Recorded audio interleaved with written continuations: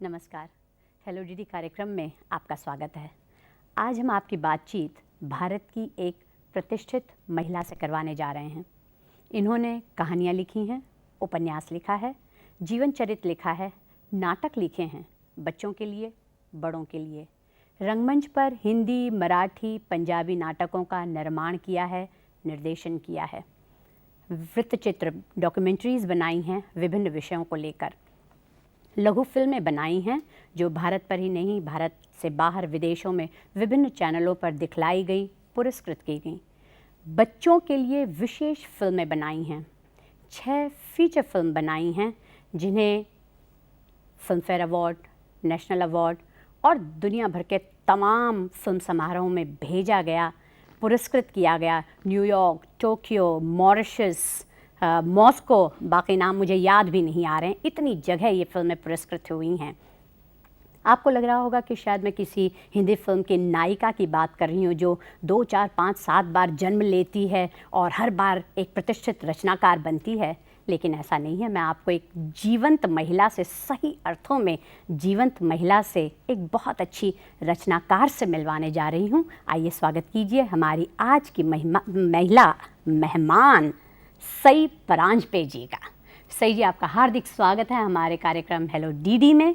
और बहुत शुक्रिया। और आशा, वैसे एक बात कहूँ, आपकी ये तारीफ सुन के मेरी सांस फूल रही है अपनी। नहीं, इनफैक्ट मुझे तो ये लगता है कि जो महिलाएं आज का कार्यक्रम देखेंगी उन्हें अपने महिला होने पर गर्व महसूस होगा। सई जी, सबसे पहले तो हमें ये बताइए कि वो मुलान सा मेवा कहानियों की किताब लिखने वाली 8 साल की सई कैसी थी? क्या लिखा था उसने?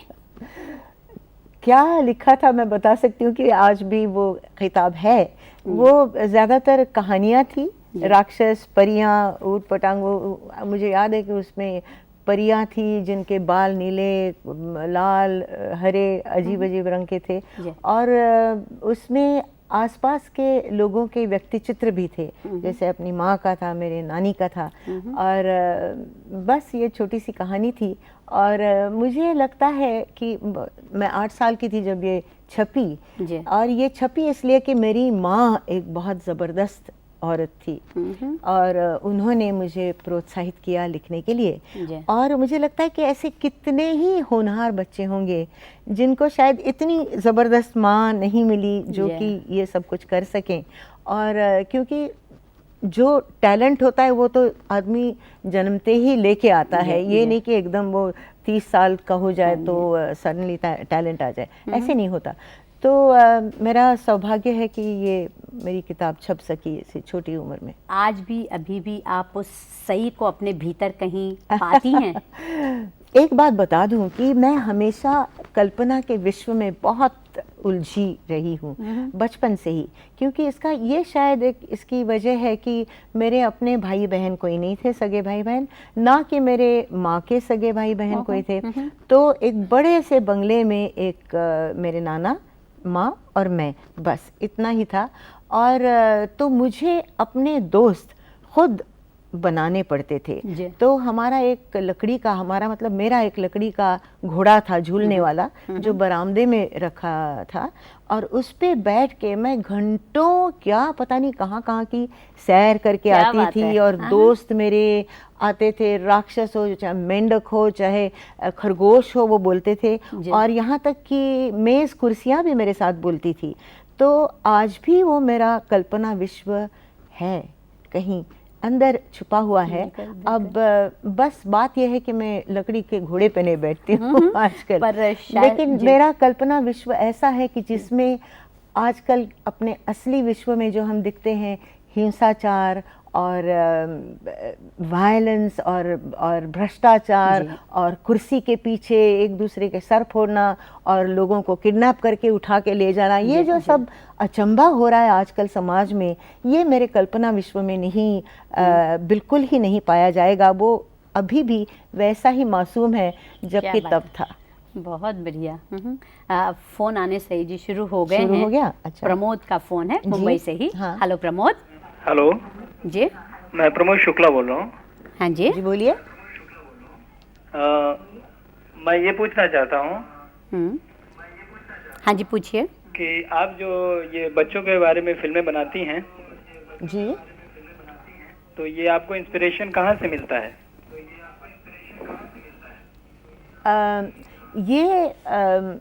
इसका इंस्पिरेशन मिलता है आसपास की दुनिया से और ख़ुद बच्चों से।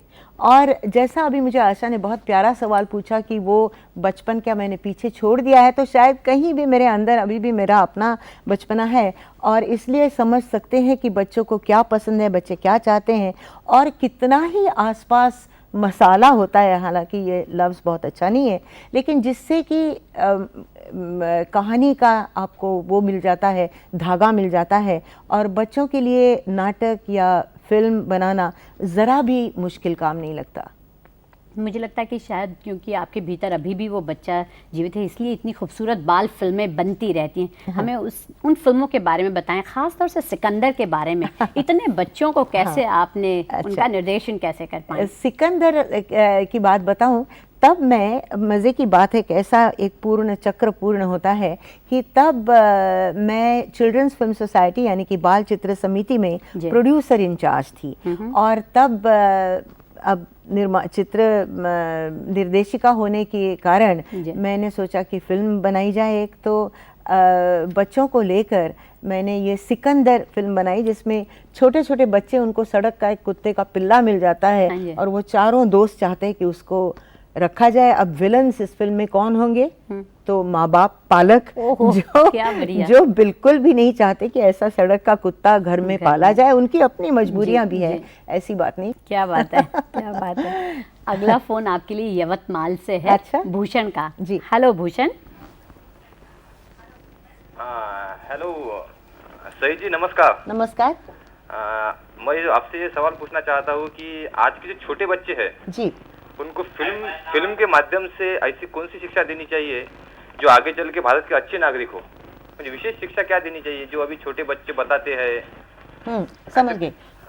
लेकिन भूषण जी, मुझे ये आपका अप्रोच ही बहुत गलत लग रहा है। आप माफ़ करें मुझे कि आप क्यों सोचते हैं कि बच्चों को शिक्षा देनी चाहिए हमेशा और हथौड़ा लेके उनके सर पे एक मैसेज मारना चाहिए। आप उनको मनोरंजन दीजिए ना, और अच्छा मनोरंजन दीजिए जिसको हम वैल्यू बेस्ड मनोरंजन कहते हैं, जिससे अच्छी बातें तो सिखाएं, लेकिन बच्चों को ये ना लगे कि मुझे भारत का अच्छा नागरिक बनना है, मुझे अच्छा। अरे बच्चों को बच्चे रहने दो, उनके ऊपर ये जिम्मेदारियां अभी से मत, क्योंकि इससे हिपोक्रेसी बहुत बढ़ती है। और मुझे लगता है कि हमारे देश में हम कोई भी ऐसी चीज़ नहीं कर पाते अगर वो किसी मैसेज से जुड़ी नहीं हो। अब मैसेज हो, ज़रूर हो, मुझे मैसेज से कोई एतराज़ नहीं है, लेकिन वो बड़ा खूबसूरती से छिपा हुआ, अंदर से फुदकता, उछलता हुआ ऐसे आ जाए बाहर। ये नहीं कि हम बैठे देखो इस फिल्म का ये है मैसेज और आप सीखो और आप अच्छे नागरिक बनो। इससे मैं बहुत इसके खिलाफ हूँ। नहीं, आप जो बात कह रहे हैं वो सही है। हमारे यहाँ बच्चों को लेकर फिल्में बनती हैं, पर बच्चों के लिए नहीं बनती। और क्या है कि बच्चों को आप हमेशा नीचे देख के उनको सिखाते हैं, पढ़ाते हैं, बताते हैं। उनको साथ साथ लेकर उनके साथ मस्ती से चलो और उनके साथ मजे मजे से चलो, तो वो अपने आप सीख जाते हैं। वो बहुत होशियार हैं। अगला फोन होशियारपुर से है। अच्छा, दिलप्रीत का। जी, हेलो दिलप्रीत। हेलो। हाँ जी। हेलो, मैं दिलप्रीत बोल रहा हूँ, होशियारपुर पंजाब से। वो समझ गए। नमस्ते जी। नमस्ते। मुझे आपसे ये पूछना है कि आपका एक टीवी सीरियल आता था, अड़ोस पड़ोस। हमें वो बहुत पसंद था। Thank you. क्या आप इस तरह का कोई और कॉमेडी सीरियल जल्द बना रहे हैं टीवी के लिए? दिलप्रीत जी, जी। अफसोस कि नहीं, क्योंकि आजकल सच्ची बात आपको बड़ा आपके कान में बताऊं तो दूरदर्शन में मुझे कोई नहीं पूछता, कोई नहीं कहता कि सही एक अच्छी मालिका बनाओ, तो अब मैं क्या करूं बताइए। नहीं, वो आपने जो कान में बात कही है वो काफी दूर तक पहुंची है। तभी इरादा वही था आशा, बिल्कुल। आप समझ गई। हाँ। अच्छा, तो अच्छा ये बताइए, आप बता रही थी जब आपने सिकंदर बनाई उस समय आप प्रोड्यूसर थी वहाँ, और अब तो आप खुद अध्यक्षा हैं जी। बाल चित्र समिति की। आजकल क्या कुछ हो रहा है वहाँ? अरे आजकल बहुत कुछ हो रहा है आशा। आजकल हम यानी कि बाल चित्र समिति ये चाहते हैं, हमारा मोटो ये है कि हर बच्चे का अधिकार, मनोरंजन हर बच्चे का अधिकार, a child's right to entertainment. और मेरा एक बहुत सपना है कि हफ्ते में एक बार बाल चित्रवार ये अपने देश में हो। क्या बात है? मतलब क्या कि बच्चों को चाहे वो कौन से भी छोटे गांव में हो, शहर में हो, जहाँ भी हो, उनकी अपनी जगह में, उनके अपने इलाके में कम से कम एक दिन ऐसा हो जहाँ की हमारी फिल्म वो थिएटर में जाके देख पाएँ। ये पूना में हो रहा है, ये तिरुवनंतपुरम में हो रहा है, ये दिल्ली में हो रहा है, ये बम्बई में भी हो रहा है, लेकिन हर जगह नहीं हो रहा। अफसोस है, क्योंकि ये कहने में आसान लगता है, उतना आसान वो प्रैक्टिकली नहीं बिल्कुल। है।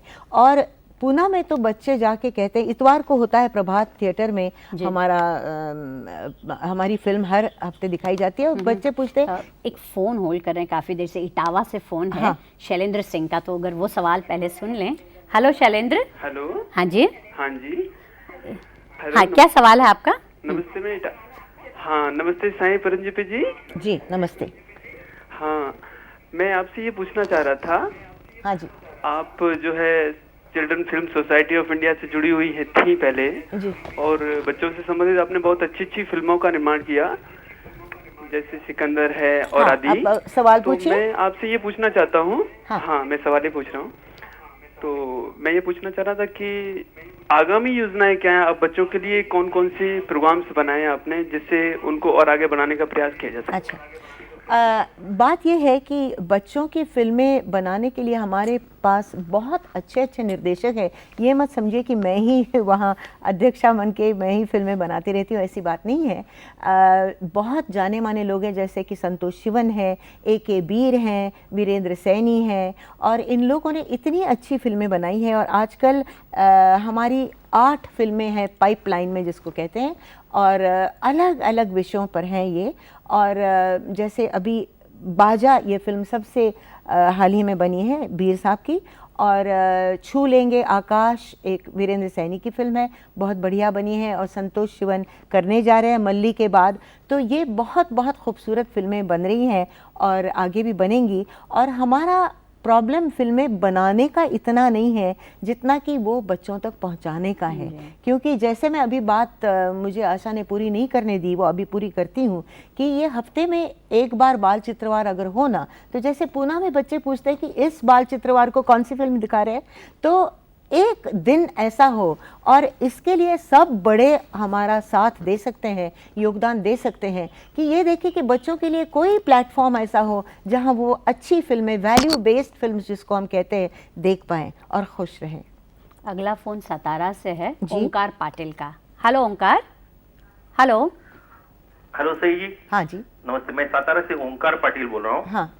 आप बाल चित्र समिति से जुड़ी हुई हैं, और मैं समझता हूँ कि बाल चित्र समिति का कार्य केवल शहरों के बच्चों तक ही सीमित है, देहातों के बच्चों तक ये फिल्में पहुंचती नहीं है, और उनके मनोरंजन के लिए बाल चित्र समिति आजकल क्या कर रही है, ये एक मेरा सवाल है। मैं बताती हूँ इसका जवाब कि हर जगह थिएटर में फिल्म दिखाना मुश्किल काम है बच्चों के लिए, क्योंकि बच्चे स्वतंत्र नहीं होते, इंडिपेंडेंट इंडिविजुअल्स नहीं हैं, वो निर्भर है बड़ों पर, अपने माँ बाप पर, अपने शिक्षक पर, अपने स्कूल के प्रोग्राम पर।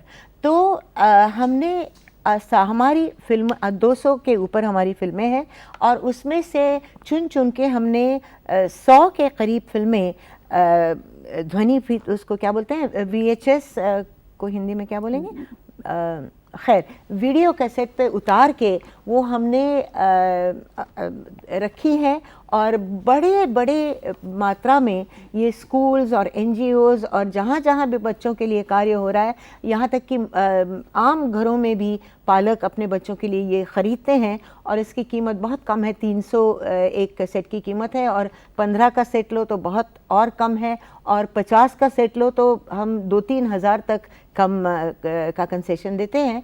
और ये फिल्में घर बैठे या अपने क्लास में बैठे बच्चे देख सकते हैं, जहाँ भी वो हो। बस एक टीवी सेट चाहिए और एक वीसीपी या वीसीआर चाहिए। हम अगला फ़ोन अहमदनगर से है, जी। हिमांशु पटेल का। हाँ। हेलो हिमांशु।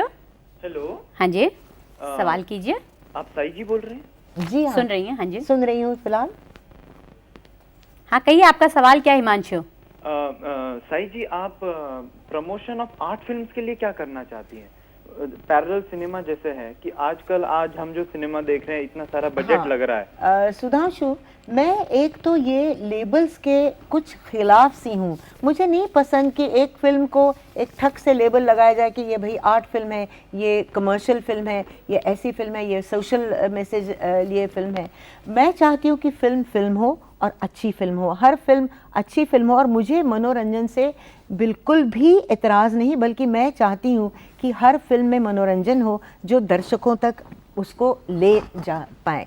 और अब मनोरंजन हो, इसका मतलब ये नहीं कि घटिया मनोरंजन हो और उसमें अश्लीलता हो, उसमें हर रील में कैबरे हो, वायलेंस हो, इसका मतलब नहीं है मनोरंजन का।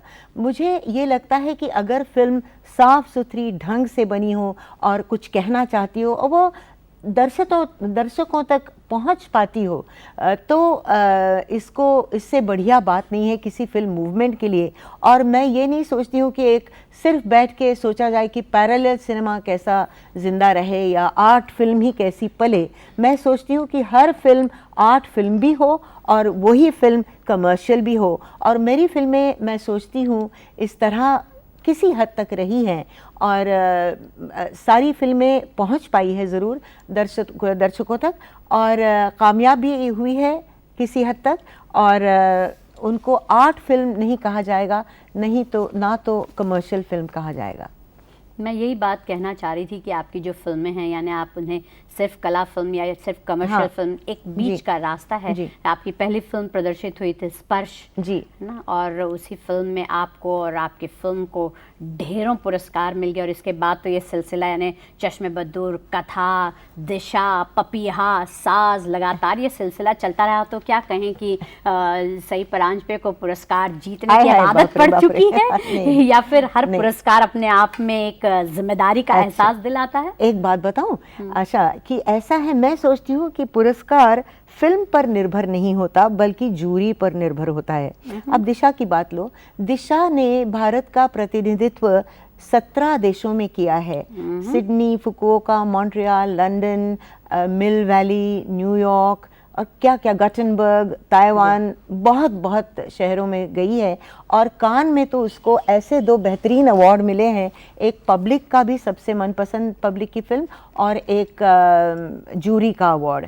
और मज़े की बात ये है कि इसी फिल्म को भारत में एक चिंदी भी नहीं मिली, एक छोटा सा भी अवार्ड तो छोड़ो, लेकिन जब ये दाखिल की गई नेशनल अवार्ड्स के लिए, तो वो आखिर तक फाइनल जूरी में देखी भी नहीं, पहले ही सिटिंग में उसको उड़ा दिया। अब मुझे तब लोगों ने कहा कि इसके खिलाफ तुम करो, लेकिन मेरा कहना है कि ये बहुत गलत बात है। जब भी आप फिल्म लेके उतरते हो किसी भी कंपटीशन में या किसी भी पुरस्कार के लिए, तो ये आपको मानकर चलना होगा कि जो भी नतीजा होगा वो मंजूर है, वो मंजूर हम करेंगे और बड़े इज्जत के साथ मंजूर करेंगे। ये मुझे पसंद नहीं कि फिल्म दाखिल करो और फिर नहीं कुछ मिला तो झगड़ा करो, ये गलत बात है। खैर, तो ये जैसा मैंने कहा कि अवार्ड ये फिल्म पर कम और जूरी पर ज़्यादा निर्भर है। और एक छोटी सी करेक्शन करूँ कि चश्मे बद्दूर को कोई भी अवार्ड नहीं मिला है। हाँ, ये जनता ने उसको बहुत सराहा, इसमें कोई शक नहीं। और अगर थोड़ी सी धृष्टता करूं तो ये कहूँगी कि ये एक मनोरंजन के क्षेत्र में थोड़ा सा ये एक मील का पत्थर कहा जा सकता है। क्या बात है, बिल्कुल सही बात। अगला फोन बिहार से है, अच्छा, बहुत अच्छा। सीताराम प्रसाद का। जी, हेलो। हेलो। हाँ जी, जी हाँ, सीताराम प्रसाद बिहार हाँ शरीफ समझ से। गए, बोलिए। हाँ, मैं यह पूछना चाहती हूँ हाँ जी, कि बाल मजदूरी उन्मूलन की दिशा में कौन सी फिल्म बनी है और इसका माने कहाँ तक सार्थक सफलता रही है? बाल मजदूरी, चाइल्ड लेबर को नहीं। लेकर कुछ फिल्म बनी है क्या इस तरह की? जहाँ तक मैं समझती हूँ नहीं बनी है, फीचर फिल्म तो मुझे नहीं लगती है बनी है। बूट पॉलिश को अगर आप कहना चाहो तो वो एक बहुत ही सुंदर फिल्म बनी थी जो बाल मजदूरी पर थी, लेकिन ऐसे मेरे उसके बाद कोई ख्याल नहीं आ रहा। सर जी, आपने किताबें लिखी, रंगमंच, टेलीविज़न, फिल्मों से आप जुड़ी रही, क्या अंतर पाती हैं आप इन माध्यमों में? देखिए, ये माध्यम बेशक अलग हो, लेकिन लिखने वाली कलम वही रहती है और प्रेरणाएं वही रहती हैं और विषय भी वही रहते हैं और इंसान जिन पर कि लिखा जाए वो भी वही रहते हैं। तो अब जैसे कि फिल्म के लिए लिखो तो विस्तृत क्षेत्र है, पैनोरामिक, हाँ, और वहाँ आप बहुत कुछ लिबर्टी ले सकते हैं, जहाँ की दूरदर्शन में सीमित होता है सब माहौल, घर की चार दीवारी के अंदर ज़्यादातर कथा घूमती है और इंटीमेट इसको मीडियम कहा जा सकता है। और अगर नाटक की बात लो आशा, तो नाटक तो मैं कहूँगी कुर्सी के साथ जुड़ा है। नहीं, मैं समझी नहीं, कुर्सी के साथ जुड़ना। बताती हूँ। अच्छा, आप नाटक देखने जाओ, आपकी सीट है A17 मान लीजिए, तो पूरा नाटक आप A17 के दृष्टिकोण से देखेंगी। अब फिल्म में हम दिखाएंगे कि सडनली किसी के हाथ में बंदूक है तो सिर्फ हाथ का क्लोजअप दिखाएंगे, हाँ, किसी के आंख से आंसू टपक रहा है तो शायद गाल पे से आंसू गिरता हुआ दिखाएंगे, कोई घोड़ा दिखाएंगे, कोई कुछ भी दिखा सकते हैं, बादल में जहाज, हवाई जहाज जा रहा है दिखाएंगे।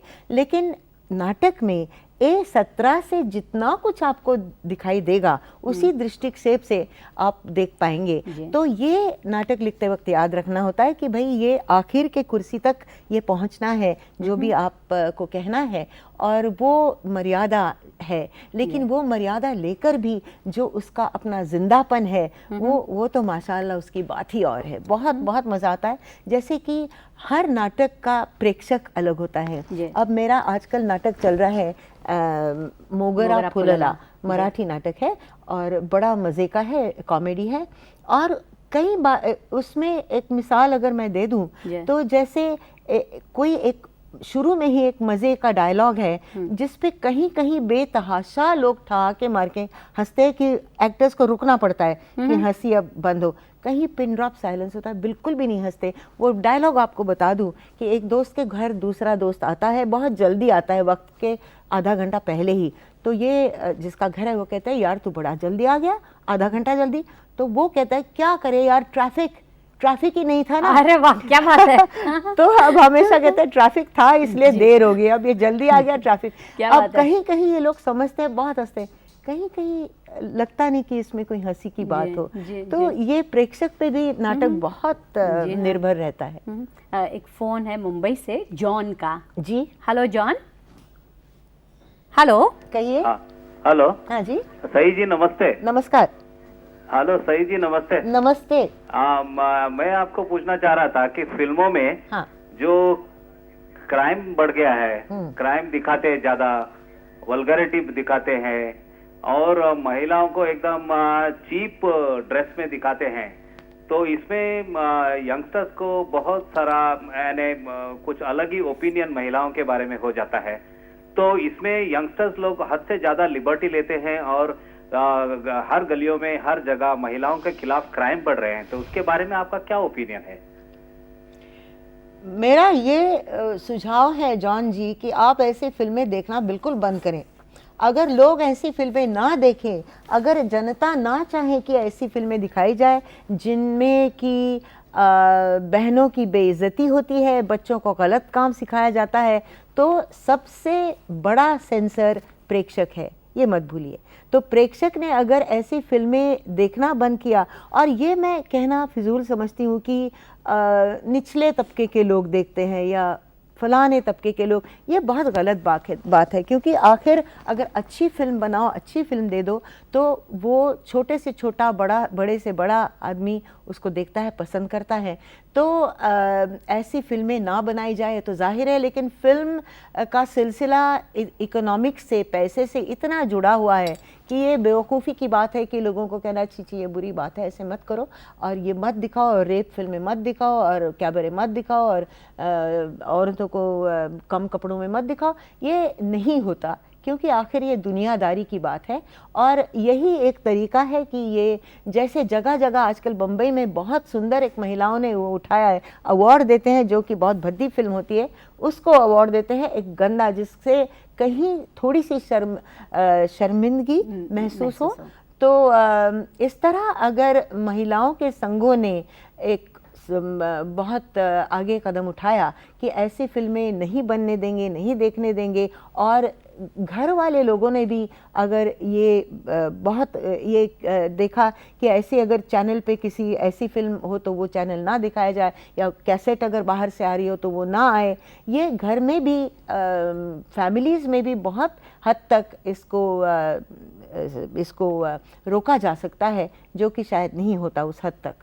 सही जी, बहुत अच्छा लगता है जब आप ये बात कहती हैं क्योंकि आपने इन बैसाखियों को लिए बगैर बहुत खूबसूरत फिल्में बनाई हैं और आपका सेंस ऑफ ह्यूमर बड़ा तगड़ा है, यानी कोई ऐसा नहीं कि लोग ठहाके मारकर हंसे, कोई ज़रूरी नहीं है, पर मुझे पूरा विश्वास है मुस्कुराए बगैर भी कोई रह नहीं सकता। तो कैसे आप इस आम आदमी की नब्ज़ पकड़ती हैं? एक बहुत सिंपल तरीके से बात अगर ये बताऊं मैं, राज इसका कि मैं लोगों पर नहीं हंसती हूँ, लोगों के साथ हंसना चाहती हूँ। हाँ, तो मुझे लगता है कि कभी कई फिल्मों में, कई नाटकों में दिखाते कि कोई तुतला बोले, कोई लंगड़ा कर चले, तो ये गोया ये कोई हंसने की बात है भला। मुझे बहुत शर्म लगती है ऐसे बात को लेकर जब उसका एक मजाक बनाया जाता है, बहुत घिनौनी बात लगती है मुझे।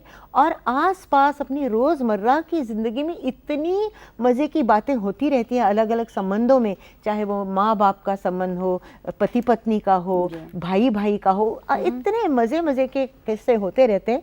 वही आंखें खुली रख के अगर उनको देखा जाए, उनको पकड़ा जाए, तो ये ह्यूमर बिल्कुल हमारे इर्द गिर्द है। क्या बात है। अगला फोन फिर अहमदनगर से है जी। सुहास का। हाँ। हेलो सुहास। हेलो। हाँ जी। हेलो। हाँ जी, सवाल बोलिए। कीजिए। हेलो, मैं सुहास गायदनी श्रीरामपुर से बोल रहा हूँ। हाँ। मैं आपसे पूछना चाहता हूँ कि एज अ महिला डायरेक्टर आपका एक्सपीरियंस क्या रहा है? क्या रहा? आपका अनुभव, एक्सपीरियंस क्या रहा? मेरा अनुभव, ये सवाल बहुत बार मुझे पूछा जाता है और किसी हद तक मैं अब उकता गई हूँ इस सवाल से, खैर जवाब दे दूँगी। और मुझे आज भी जब भी इंटरव्यू लेने कोई आती हैं इंटरव्यूअर्स या इंटरव्यूअर, तो वो पूछते हैं कि महिला निर्देशक होके आपका क्या अनुभव है, तो मैं कहती हूँ कि बाकी तो मुझे कोई भी परेशानी नहीं, सिर्फ ये एक परेशानी है कि ये सवाल मुझे बार बार पूछते हैं। और आज अब 30 साल हो गए कि महिला फिल्में बना रही हैं, और जब मैंने स्पर्श बनाई मेरी पहली फिल्म, तो शायद मेन स्ट्रीम सिनेमा में कह सकते हैं कि मैं पहली महिला निर्देशिका थी। हालांकि मेरे पहले भी भानुमति वगैरह फिल्में बनाई हैं औरतों ने, ऐसी बात नहीं है, लेकिन जिनका इतने ज़ोरों से स्वागत किया गया। तो अब तो एक पूरी आर्मी है महिला निर्देशकों की जो बढ़िया फिल्में बना रही हैं, बहुत अच्छी फिल्में, चाहे वो सामाजिक हो, चाहे वो डॉक्यूमेंट्रीज़ हो, जो भी हो। तो अब ये इतना भेद नहीं रहा, और मैं नहीं चाहती कि ये भेद रहे, क्योंकि हमको आप निर्देशक करके स्वीकार करो ना, क्यों हमेशा महिला निर्देशक बनाते हुए? हम भी निर्देशक हैं। अब मुझे ये भी पूछा जाता है कि महिला निर्देशक होके तुमने महिलाओं, अब तो हालांकि बनाई है महिलाओं के समस्या पे फिल्म, बट तब नहीं, जब बनाई थी तब क्यों नहीं बनाई? महिला तुम हो, महिला की समस्या पे क्यों नहीं बनाई? तो मैंने कहा भाई मैं अंधी नहीं हूँ, नेत्रहीन नहीं हूँ, लेकिन नेत्रहीनों पे मैंने फिल्म बनाई। अब मैं इंसान भी तो हूँ, ये मत भूलो। तो इतनी बातें हैं कहने की, बताने की। तो ये जो हम खाने बनाते हैं, जैसे पहले मैंने कहा कि लेबल चिपकाते हैं कि महिला निर्देशक, ये आर्ट सिनेमा, ये लेबल थोड़ा सा भूलना नहीं जा सकते क्या हम लोग? अगला फोन है मुंबई से ही सचिन महात्रे का। बरा। हेलो सचिन। हाँ बोला। हाँ, नमस्कार। नमस्कार। फिल्म साज में शबाना जी की सास की छोटी सी भूमिका बैकस्टेज करने वाली हीरालाल जैन ने की थी, तो उनको भूमिका देने का ख्याल आपको कैसा आया? अगर वो सीन रहेगा तो बताएंगे।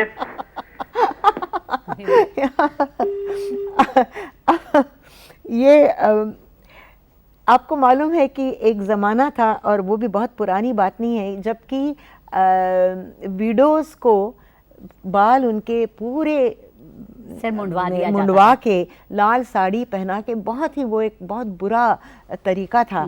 तो लेकिन अब खुशकिस्मती से वो नहीं रहा।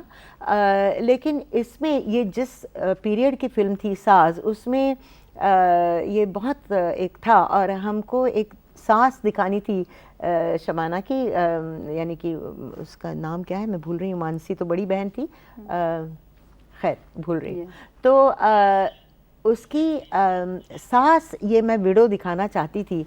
तो अब ये बहुत हमने सोचा ढूंढा, बहुत छोटा सा रोल था, और हमारे ही यूनिट में हीरालाल नाम के एक वो है, तो ड्रेस का कारोबार देखते हैं, लेकिन इतने बढ़िया वो खुद एक्टर है, वाह वाह क्या उनका चेहरा है, इतना बोलता हुआ। तो एकदम मेरी निगाह गई, हीरालाल बैठे थे चाय पीते थे, पी रहे थे, तो मैंने कहा किसी औरत को बाल उसके वो करके विग नहीं मुंडवाऊंगी तो नहीं, लेकिन मेकअप से वो ये बिठा के स्टॉकिंग लगा के वो सब तमाशे करने के जगह एक अगर हीरालाल को क्यों नहीं पकड़ा जाए। तो मैंने हीरालाल को डरते डरते पूछा, हीरालाल ने कहा हाँ जो भी रोल कहो, मैं तो एक्टर हूँ, मैं तैयार हूँ। और इतनी प्यारी उन्होंने वो भूमिका निभाई, और बहुत ज़्यादा लोगों को नहीं पता चला कि ये औरत नहीं बल्कि मर्द है, पुरुष था। और ये जिन्होंने सवाल पूछा है ज़रूर ये अंदर के कोई है जो ये जानते हैं। अगला सवाल है पुणे से मिस्टर बैनर्जी का। हेलो हेलो जी, हेलो जी हाँ, मैं पुणे से बोल रहा हूँ, नील बैनर्जी। बराबर, बोलिए। हेलो मैम, आप पुणे में जो जो बच्चे नहीं कहलाते, जो एडल्ट के बीच तब 17-18 एडोलेसेंट्स, उनके लिए कुछ कंट्रीब्यूट करते हैं क्या? मतलब थिएटर्स में, जैसे मैं थिएटरिंग में इन्वॉल्व हूँ, पुणे फेस्टिवल में मैंने परफॉर्मेंस दिया है, वैसे तो कुछ उनके लिए आप कैसे कंट्रीब्यूट करते हैं? जो किशोर हाँ, ये वर्ग के किशोर वय समझ रहे हो, एडोलेसेंस के लिए ये मानना पड़ेगा कि मैंने खुद इस वयोगट के लिए नहीं कुछ किया है, लेकिन हमारे बाल चित्र समिति में A.K. बीर ने बहुत सुंदर फिल्म बनाई है, जो कि इसी उभरते हुए तारुण्य कहो इस उम्र के लिए है, और लावण्य प्रीति नाम की ये फिल्म है, बहुत ही सेंसिटिव, संवेदनाशील, ये सही लफ्ज़ है? बिल्कुल है, और बहुत सुंदर फिल्म है। मैंने खुद तो नहीं बनाया कुछ। अच्छा ये बताइए कि आदिवासियों को लेकर फिल्म बनाने की कैसे सोची आपने? मुझे आदिवासियों में शुरू से ही बहुत दिलचस्पी रही है, और लगता है कि उनका जो एक मुक्त प्यारा सा जीवन है, और मालूम है कि ये जीवन बहुत कठिन भी है, बहुत मुश्किलातों से भरा हुआ भी है, लेकिन एक जो पंछियों की तरह आज़ाद कौम लगती है।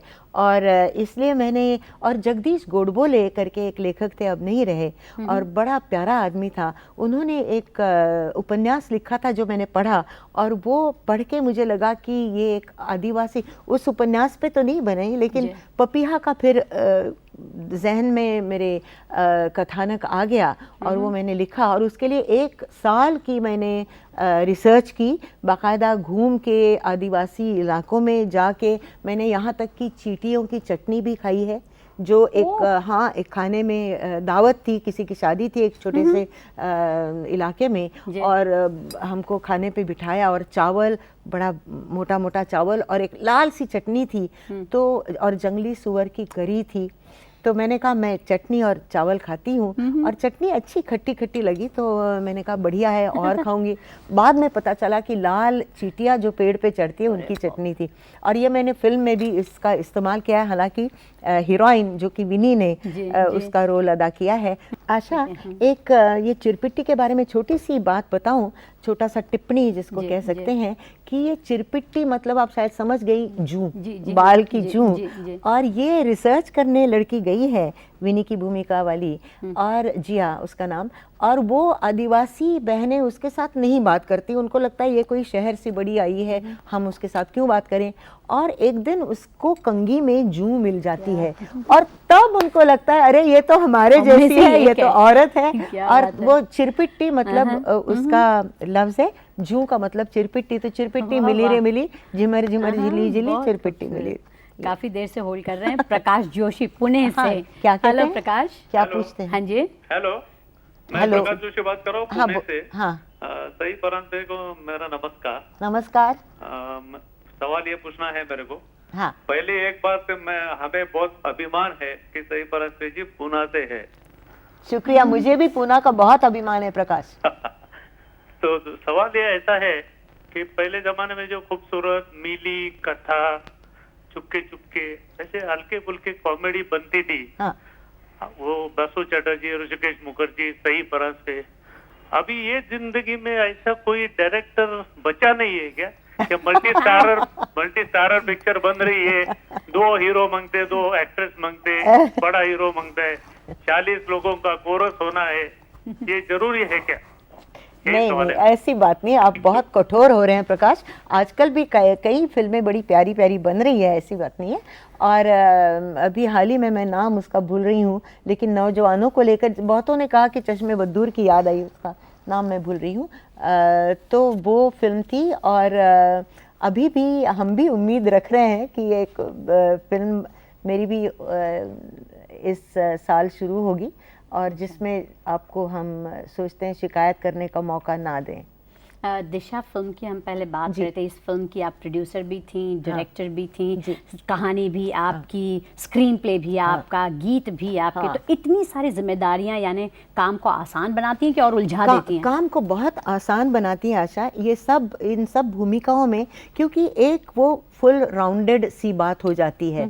हाँ, जैसा मैंने बताया कि निर्देशक और लेखिका होना, तो ये बहुत ही अच्छी मैं बात समझती हूँ, खुशकिस्मती की कि वो जब मैं लिख रही होती हूँ, मैं कागज़ पर ही एडिटिंग करती हूँ, मुझे मालूम होता है कि आगे क्या होने वाला है, तो उससे फ़ायदा बहुत होता है। और जब से कागज़ लिया और कलम उठाई, तब से ये लेखिका निर्देशिका संबंध, नाता, रिश्ता पक्का जुड़ जाता है, और वो रहता है बिल्कुल फिल्म सेंसर होने तक। हाँ, अब रही और वो गीत भी मैंने दिशा के लिखे और ये पपीहा के लिखे ऐसे ही मज़े से, क्योंकि तब इंदु जैन जो मेरे गीत अक्सर लिखा करती थी, वो दिल्ली में थी, और मैं उनको बता रही थी कि दिशा के लिए कि इस तरह का इंदु जी ये करके 2-3 लाइनें मैंने, तो इंदु ने कहा कि भाई सही, ये ठीक ही लिखा है तुमने, तुम ही लिखो ना ये गीत। तो इस तरह ये हो गया। और रही लेकिन दिशा का दुर्भाग्य ऐसा कि ये सब होके डिस्ट्रीब्यूटर बहुत ही बेकार मिला, बहुत खराब डिस्ट्रीब्यूटर मिला इस फिल्म को। तो जितना होना चाहिए था उसका, कौन था ये डिस्ट्रीब्यूटर? मैं खुद ही थी आशा। नहीं तो अब मैं तमाम दर्शकों की तरफ से और अपनी तरफ से कहती हूँ कि सही परांजपे को फिल्मों का वितरण नहीं करना चाहिए। बिल्कुल, और मैं उसमें सबसे पहला ये सिग्नेचर मेरा होगा, नहीं इसमें कोई शक नहीं। तो ये दिशा की बहुत, मैं समझती हूँ ये सबसे मेरी बेहतरीन फिल्म है, और उसमें एक बहुत गंभीर विषय है, मजदूरों की समस्या है, जो देहात से शहरों में भर्ती होते हैं काम की तलाश में, उनकी समस्या है, लेकिन उसके साथ साथ भी जैसा आप कहती है विनोद और ह्यूमर जारी है।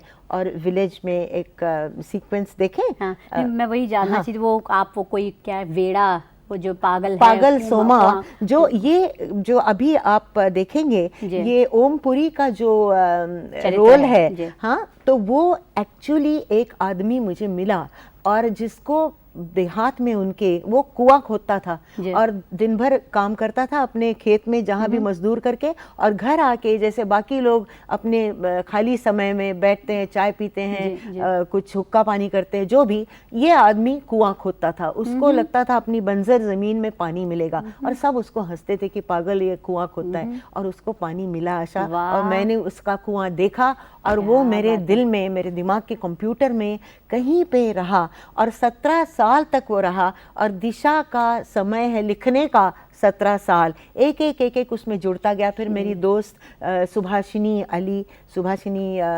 सहगल, उनके साथ मैं गाड़ों में गई। जो मजदूर 40 मजदूर एक कमरे में रहते हैं, वो मुझे ले गई। वो भी कहीं कंप्यूटर में जुड़ गया। करते करते कहने की बात कि 17 साल बाद दिशा की कहानी बनी। और मुझे सचमुच लगता है ये मेरी सबसे बेहतरीन फिल्म है। और गांव में आधी फिल्म गांव में है, आधी फिल्म बम्बई में है।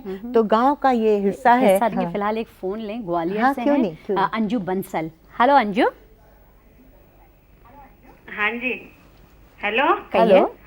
Hello madam. हाँ जी। आप अपनी फिल्मों में किसे बेहतर मानती हैं? सबसे अच्छी फिल्म कौन सी है?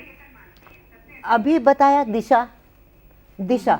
अब इसमें कोई भी मुझे जरा भी संदेह नहीं, सोचने की बात ही नहीं। दिशा फिल्म मैं सबसे बेहतर मानती हूँ। अब हमारे पास मुझे तो बातें इतनी सारी करनी थी और थोड़ा सा समय बचा है। मैं बिल्कुल आपके हाथ में हूँ। आज जो चाहे करवा। 1972 में 72 में मुंबई दूरदर्शन के पहले कार्यक्रम की निर्मात्री आप थी। क्या था वो कार्यक्रम? वो कार्यक्रम क्या था? वो एक बहुत अहम घटना थी। That was the birth of a television station.